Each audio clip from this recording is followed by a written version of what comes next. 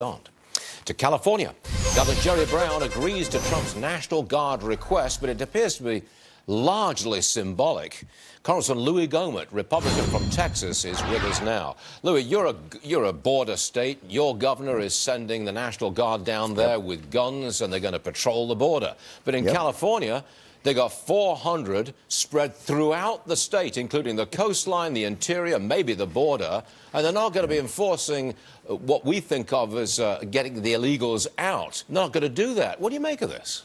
Well, I think Governor Brown, though he may be crazy, he's not stupid, and he knows if you're going to break into somebody's home on the street and you know that every home on the street but one are going to be guarded, you go to the one that's not guarded. So I think he's hedging his bet.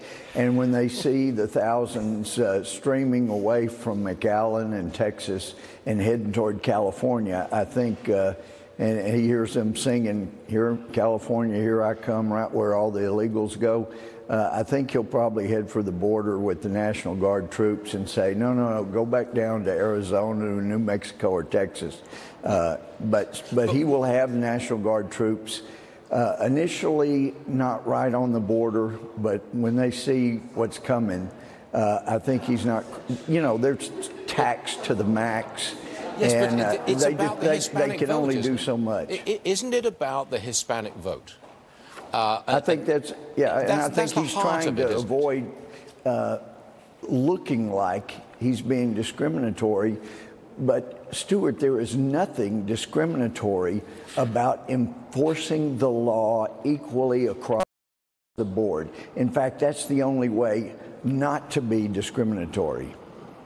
Yeah. But I think you're being very generous in assuming that the governor of California will move troops to the border when he sees a lot of people coming across. When he sees them heading there from other places, he's going to know he's got to do something, but he's hoping he won't have to do that. Okay, I've got 1 minute left. Tell me about Paul Ryan. You glad to see him go? Well, from a personal standpoint, sorry to see him go. I said the day before to reporters, they said, "Are you going to try to get Paul Ryan removed?" And I said, "No, but I won't vote for him for Speaker again." And they, "What do you mean by that?" I said, "Just what I said. One way or another, I'm not going to vote for him for Speaker." So when he made the announcement, then I said, "Well, that was one of the ways I wouldn't vote for him for Speaker again." Well, there's going to be a fight, keep doing these omnibuses. There is going to be a fight in the run-up to November, as the GOP in the House tries to figure out who leads you. Said, people are wanting a prediction as to what's going to happen there. And Thomas said, it's like NASCAR. There are many, many laps to go, and there will be some spectacular crashes before we get to the finish line.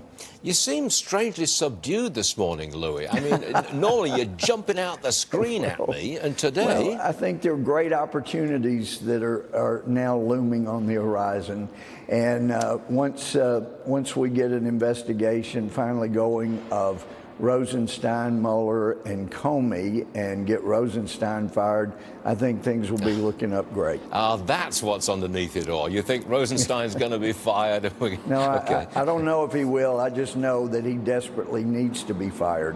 And so does the person that's causing a lot of the problems directly under him, Tosh Gahar. Okay, she's got to go. We do hear. Louie Gohmert, as always, thanks very much for being with us. Great to be with you.